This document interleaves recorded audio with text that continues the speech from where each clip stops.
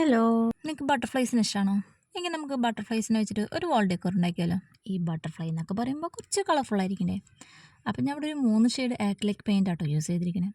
ഇനി കുറച്ച് വെള്ളം യൂസ് ചെയ്തിട്ട് വേണം കേട്ടോ നമ്മുടെ ആക്രിലിക് പെയിൻറ്റ് ഒരു പ്ലാസ്റ്റിക് കവറിലേക്ക് സ്പ്രെഡ് ചെയ്ത് കൊടുക്കാൻ. ഇല്ലെങ്കിൽ പെയിൻറ്റ് അവിടെ ഇവിടെയൊക്കെ ആയിട്ട് കട്ട പിടിച്ചിരിക്കാൻ സാധ്യതയുണ്ട്.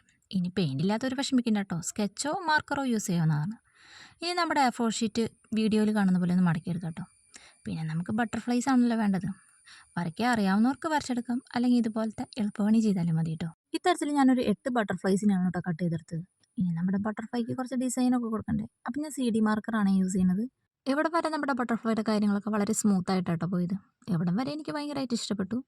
പിന്നെ ഞാൻ ചെയ്ത പരിപാടി എന്താണെന്ന് വെച്ചാൽ ഒരു ബ്ലാക്ക് സ്കെച്ച് ഉപയോഗിച്ചിട്ട് നമ്മൾ ആദ്യം വരച്ച ഡിസൈൻ ഉണ്ടല്ലോ, അതിന് ചുറ്റുമായിട്ട് ഈ ബ്ലാക്ക് കളറൊന്ന് കൊടുത്തിട്ടോ. സംഭവം വളരെ ഭംഗിയൊക്കെ ആവുമെന്നാണ് ഞാൻ കരുതിയത്. പക്ഷേ ഇത് ഒരുമാതിരി കരി പിടിച്ച പോലെ ആയോ എന്നൊരു സംശയം. ബട്ടർഫ്ലൈ ചെറുതായിട്ടൊന്ന് കയ്യിൽ നിന്ന് പോയെങ്കിലും ഞാൻ ഈ ക്രാഫ്റ്റ് ഇവിടെ വെച്ച് നിർത്തിയില്ല കേട്ടോ. ഒരു കാർഡ്ബോർഡൊക്കെ എടുത്ത് ഒരു ഫ്രെയിമൊക്കെ ഉണ്ടാക്കി നമ്മുടെ ബട്ടർഫ്ലൈനെ അവിടെ ഇവിടെയൊക്കെ ആയിട്ടൊന്ന് ഒട്ടിച്ചു കൊടുത്തു. പക്ഷേ സംഭവം അവസാനമായപ്പോൾ എനിക്ക് ഇഷ്ടപ്പെട്ടു കേട്ടോ.